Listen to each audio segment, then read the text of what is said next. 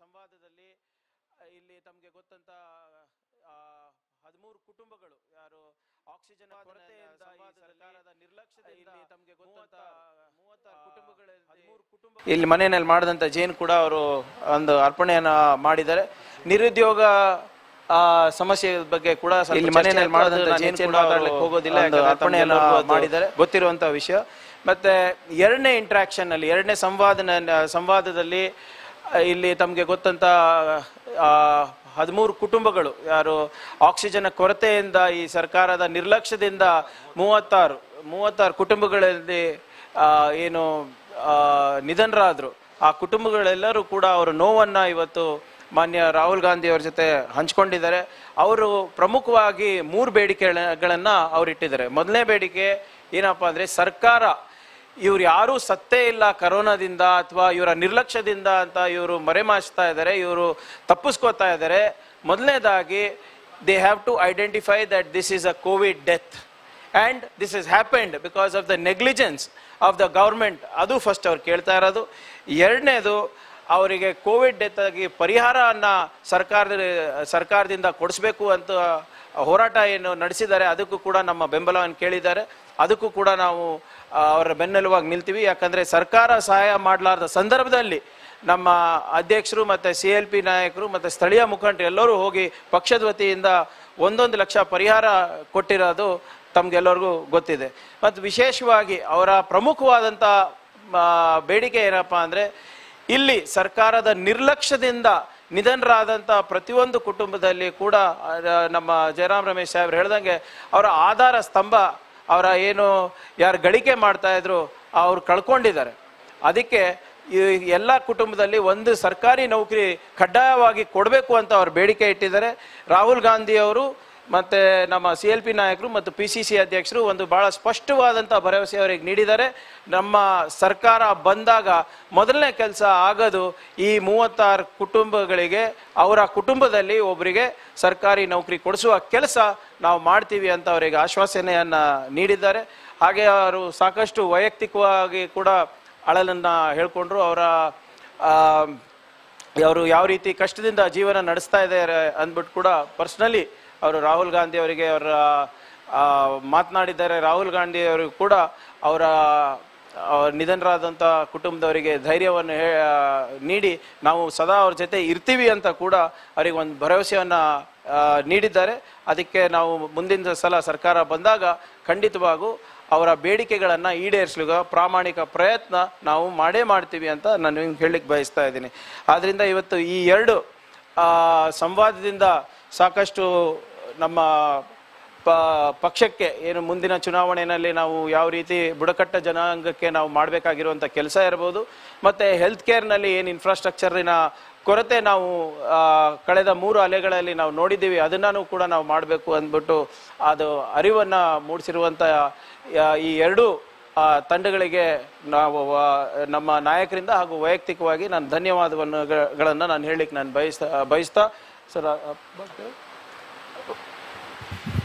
See, one of the most important point that Mr. Rahul Gandhi made in his interaction with the tribal communities, that the biggest challenge that the world faces today is environment and climate change. And we have to learn from the tribal communities how to manage the environment and how to manage forests. We do not have the full knowledge that tribal communities have, because the tribals and nature have lived in harmony with each other for centuries. So this is a point that he made in Kerala also, and this is a point that he has repeated today, that if India wants to learn how to manage its forests, if India wants to learn how to manage the environment and deal with climate change, we must learn from tribal communities. He's also very particular. You know, the Modi government has set up a ministry of Ayush, AYUSH, Ayurveda, Yoga Unani, Siddha and homeopathy. But there is no T in Ayush. It should have been T Ayush or Ayush T. Because tribal system of medicine, today most modern drugs are based on herbs, forest produce, which are collected by tribals and then companies make full use of it. I don't know how many of you are familiar. There's a company in Bangalore which makes a medicine called Live 52. And when I was a young boy in Chikmagalur, my grandmother gave me a little bit of Live 52. It's only when I became environment minister that I realized what Live 52 was. Live 52, which is given for people who are suffering from jaundice, is based basically on forest raw material, on herbs collected by tribal communities.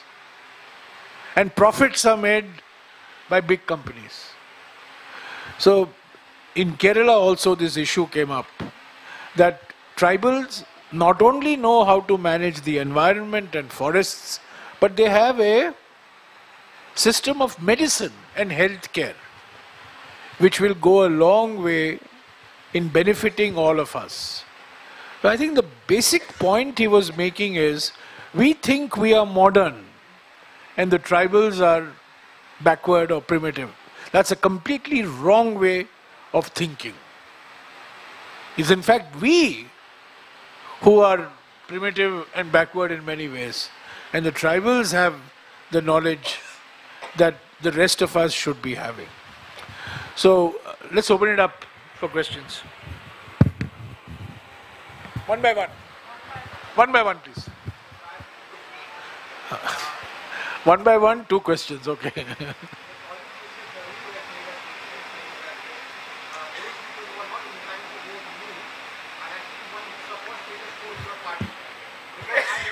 I am not going to make any comment on any individual. Individuals are irrelevant.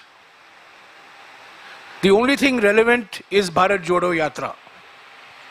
This is the only narrative. Individuals come, individuals go. Systems have to be put in place.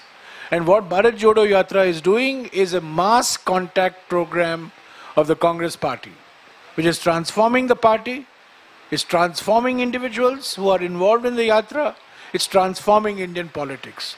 I am not going to make any comment on any individual who is involved in the election to the post of the Congress president. Congress party is the only political party which has a system for electing its president. Number one. No other political party in India has a system for electing president. Number one. Number two, Congress party is the only party that has actually elected president. In 137 years, president was elected in 1939, president was elected in 1950, president was elected in 1997, and president is elected in the year 2000. The Congress's greatest contribution to Indian politics has been the idea of consensus. We create a consensus. Personally, I believe in the model of consensus.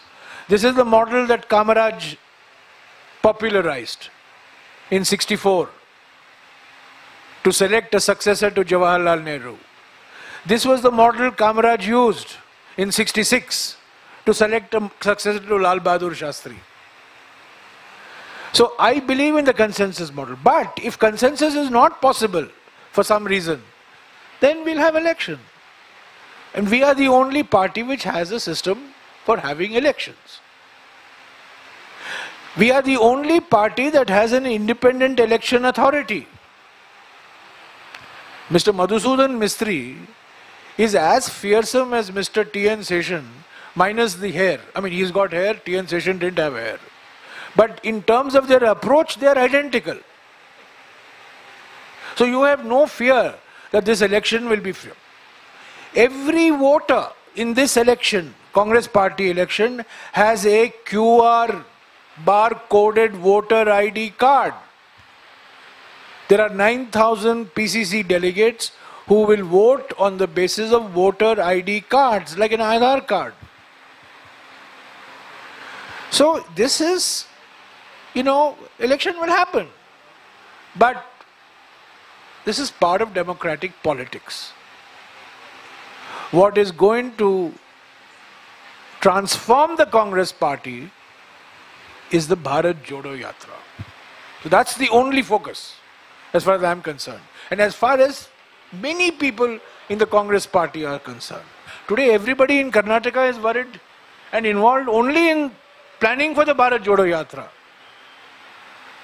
Mr. Priyank Kharge, I might say, is less bothered about what is happening in Delhi and more bothered about what's happening in the Bharat Jodo Yatra in Karnataka. So what is your second question? I mean, I've answered all questions which you want to ask. As far as I'm concerned, these are all side shows. The main show is the Bharat Jodo Yatra. Yes, sir. Along with the Bharat Jodo Yatra, it is connected to Priyank. His father is also contesting. Is Congress thinking about the larger vote bank of the Dalit community by posting Mr. Mallikarjun Kharge in presidential seats? Because it's allegation from the several parties, and some of their party sources says that. Who is making this allegation?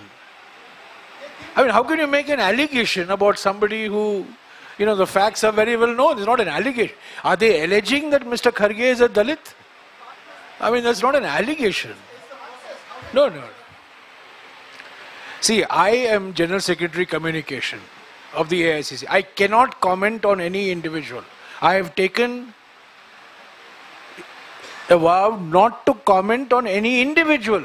I can't abuse my position to make comments on one or two. I have my individual preferences. I have known Mr. Tharoor since 1974. Since 1974 I have known him. Once again, I have worked with Mr. Kharge. He is my leader of the opposition. I am the chief whip. I work with him day in and day out.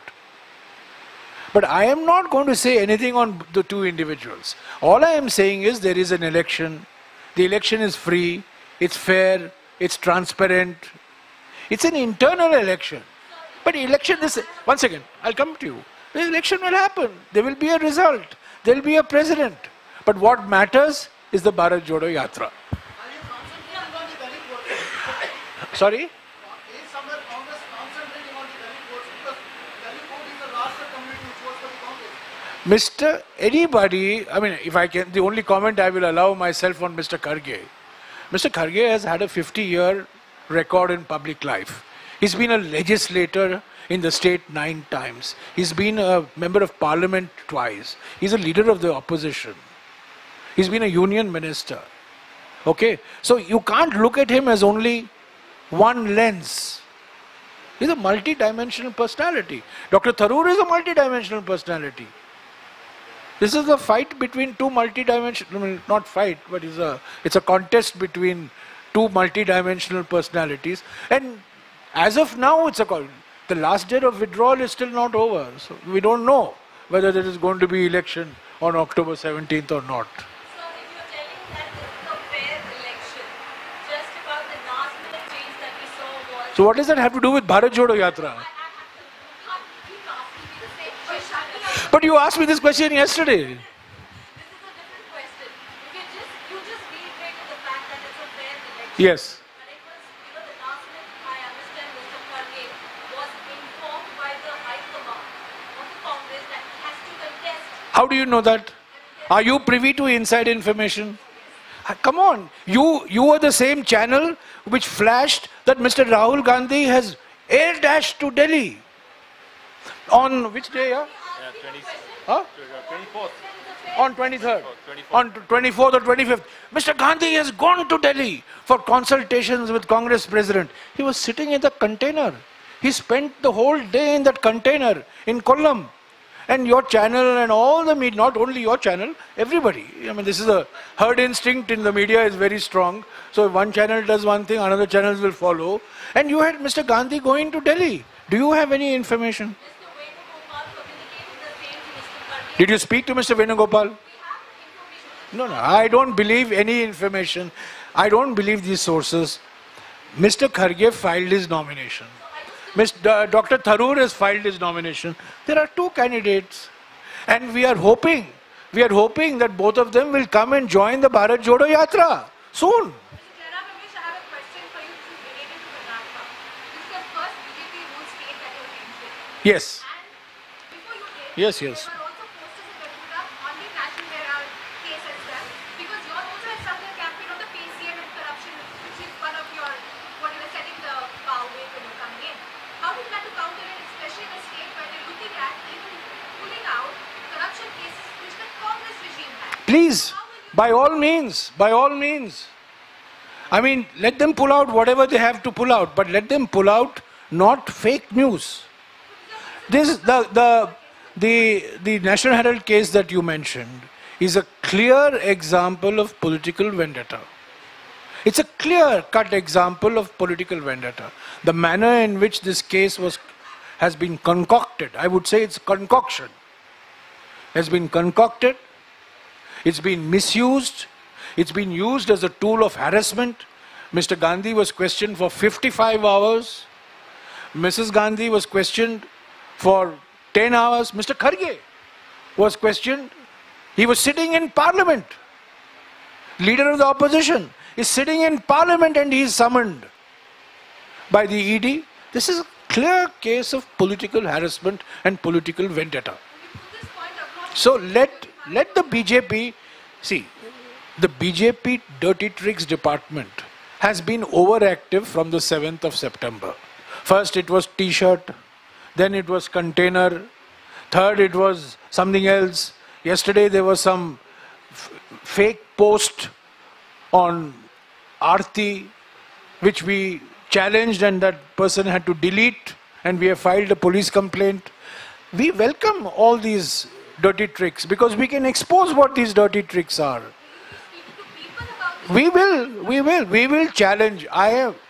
We are prepared for the most dirty tactics on the part of the BJP now that we have entered a BJP ruled state. We are ready, the state government is ready, our media team is ready, the state's media team is ready, our political team is ready, their political team is ready. What is it that Mr. Gandhi and the Bharat Jodo Yatra want to have a debate on? We want to have a debate on three things. We want to have a debate on economic inequality, prices, unemployment, GST, hum do, hamare do. That is what we want to have a debate on. We want to have a debate on social polarization. We want to have a debate on political over-centralization. Now you want to divert attention from these issues. That is their political strategy. Fine. We will counter it. Let's see. And yesterday, I also read in the media that posters were torn out in Gundlupet and, the BJP was overactive. This is just the beginning. Let's see what's going to... Much is going to happen in the next 21 days, undoubtedly. And we are fully prepared for it. And we want them to do it because we want to expose them and what they are. And this is, again, a diversion from the 40% Sarkar. Ultimately, this is what it really, the shoe is pinching. The 40% Sarkara thing is pinching. JP Nadda says that Congress has shrunk and it's not a national party anymore. So it's clearly demonstrating that Congress is not a national party. Mr. Nadda has shrunk and he's not a national president anymore. That's all I can say that. Does Mr. Nadda say anything without approval from his top, from his high command? Did you see what Mr. Vijay Rupani, the Chief Minister of Gujarat, had to say 48 hours ago? All of you talk about the Congress high command. What did Mr. Rupani say? मुझे रात को phone आया और मुझे कहा गया इस्तीफा दो और मैंने इस्तीफा दे दिया.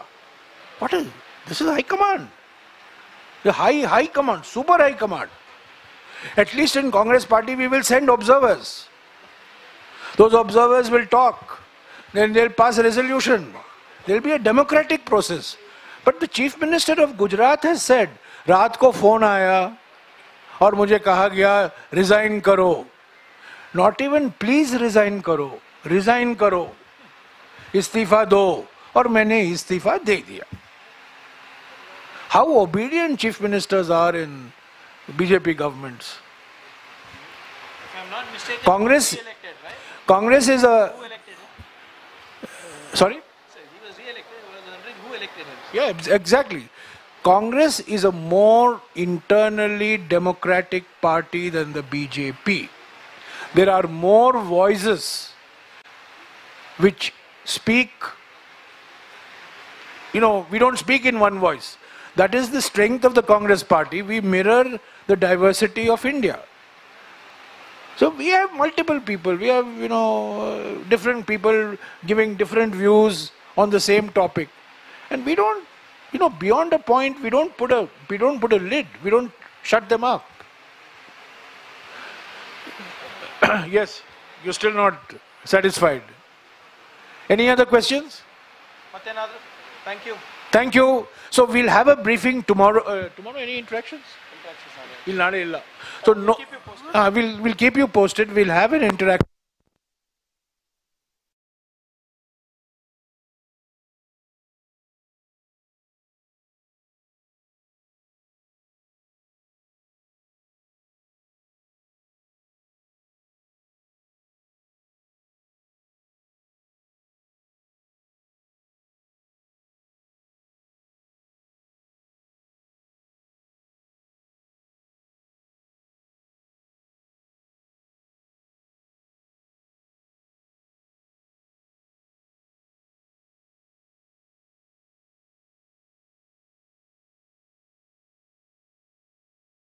Congress no